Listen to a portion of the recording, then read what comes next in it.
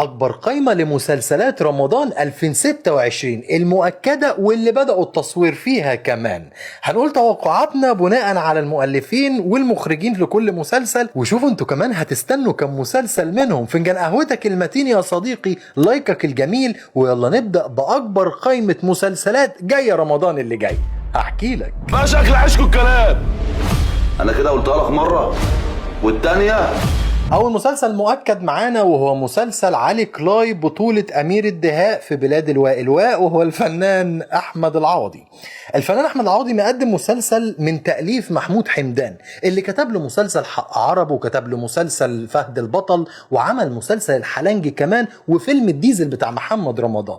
يمكن أفضل حاجة كتبها المؤلف محمود حمدان كان مسلسل عوالم خفية اللي كان من بطولة عادل إمام، ولكن بناء على طريقة كتابته آخر كام سنة بالتحديد لأحمد العوضي، فأحمد العوضي ما خرجش من نوعية المسلسلات بتاعته. علي كلاي اللي هيقدم فيه شخصية الملاكم هتلاقيه ملاكم شعبي برضه، فبالتالي أعتقد إن المسلسل ده مسلسل شعبي من نوعية مسلسلات أحمد العوضي. هتقلق بس ساعتها اخدك كلك على بعضك، مش هخلي فيك حاجة. بعد كده معانا مسلسل لاختيار الجزء الرابع اللي من بطولة مصطفى شعبان وشريف منير. الله أعلم بقى المسلسل ده جاي يقدم لنا إيه، لأن أنا ما عنديش أي توقع أو استنتاج ممكن يقدموا لنا إيه، لأنه ممكن يفاجئوك بأي حاجة ما تخطرش على البال أساسا.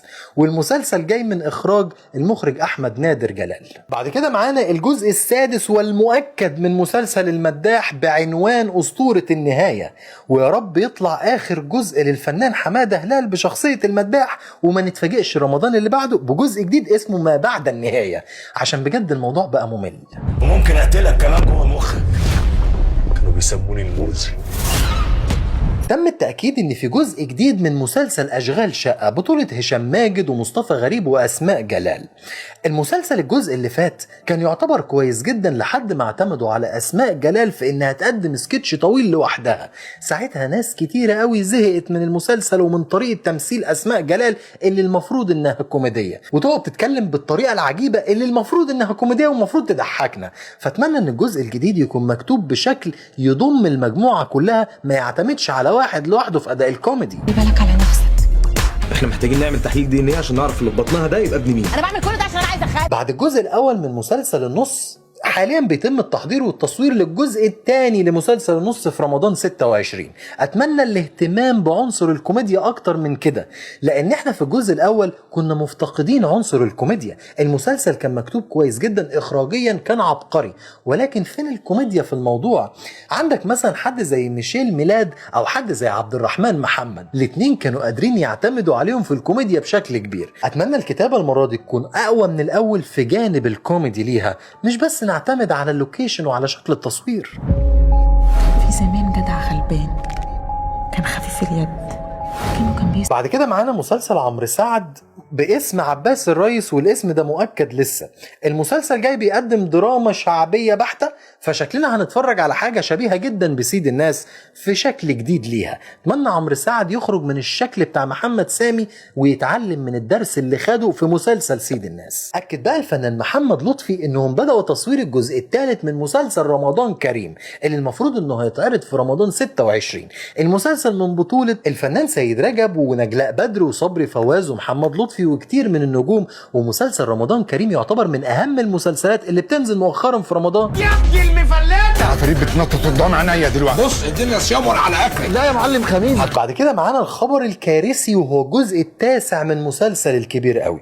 في الحقيقه لسه مش متاكد اذا كان ده فعلا هيحصل ولا لا، لانه لو حصل احمد مكي كده بيثبت انه ما بيعرفش ينجح غير بشخصيه الكبير قوي، خصوصا وبالتحديد كمان بعد فشل مسلسل الغاوي. كده احمد مكي بيحبس نفسه وللأبد في شخصية الكبير والسكتشات، ومش معقولة حد بموهبة أحمد مكي وبعقليته يبقى فنان الشخصية الواحدة. بقى ايه ده؟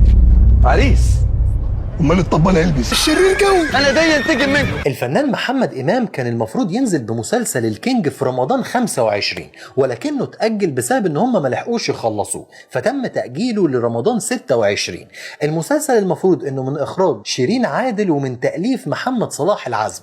اتمنى ان المسلسل ينزل بشكل اللايت كوميدي المعروف لمحمد إمام، والاهتمام بالاكشن او الاهتمام بالقصة الرئيسية اكتر من الكوميدي كمان في المسلسل. حراق العاد النمر ده عيل من ظهر ابوه. شمس اليومين دول هتبيع اكبر شحنه الماظ. هنا الزاهد يا صديقي بتقدم اول مسلسل من بطولتها في خلال الموسم الرمضاني بمسلسل اسمه نسخه واحده لا تكفي. اصل احنا ناس كرييتيف قوي نحب ناخد الحاجات الجديده ديت. الفنانه هنا الزاهد بيشاركها الفنان احمد خالد صالح البطوله المشتركه يمكن، ولكنه هو بطوله مطلقه ليها، يعني اسمها هي الاول كمان.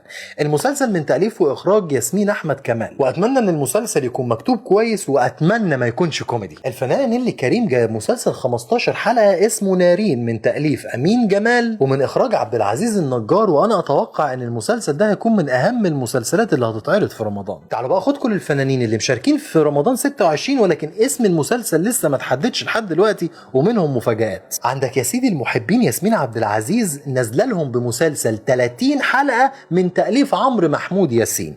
اما بقى اللي بيحبوا كريم عبد العزيز فهو عامل لكم مسلسل 15 حلقه كوميدي اجتماعي، يعني ننسى الحشاشين ده خالص ونركز في المسلسل اللي جاي. انتوا ما انتوش قد اللعبه معايا، حياتك هتبقى سواد على ايدي يا ليل. بعد كده معانا لمحبين دينا الشربيني اللي انا مش عارف هم فين دول، فهي عامله لكم مسلسل من بطولتها الخاصه، مسلسل 15 حلقه هيتعرض في رمضان. اما بقى لو رحنا لمي عمر، فمي عمر عامله مسلسل من تاليف مريم نعوم اللي الفت مسلسل لام شمسيه ومن اخراج مريم ابو عوف. مسلسل زي ده ممكن يكون نقله جديده ومختلفه تماما لمي عمر. اتمنى تكون المؤلفه مريم نعوم مهتميه قوي بقصه مسلسل مي عمر، مديالها حاجه من على وش القفص، لان مي عمر لو عملت مسلسل كويس يمكن عدد كبير من الجمهور يغير وجهة نظره في أداء مي عمر، خصوصا إنها بعدت عن محمد سامي. ابعد عني وفكك مني تنجح، هتقضيها فرق. الأعمال دي هي القائمة المبدئية لمسلسلات رمضان 26. قولوا لي متوقعين أنهي مسلسل هيبقى وحش قوي ومش هتتفرج، وأنهي مسلسل تاني ممكن يبقى حلو ويفاجئنا. مستني رأيكم في التعليقات، ولو عجبكم الفيديو ما تنسوش تعملوا لايك وشير. أشوفكم الفيديو الجاي. هغرق أمك. حقي هاخده وهبكيكي على اقرب الناس.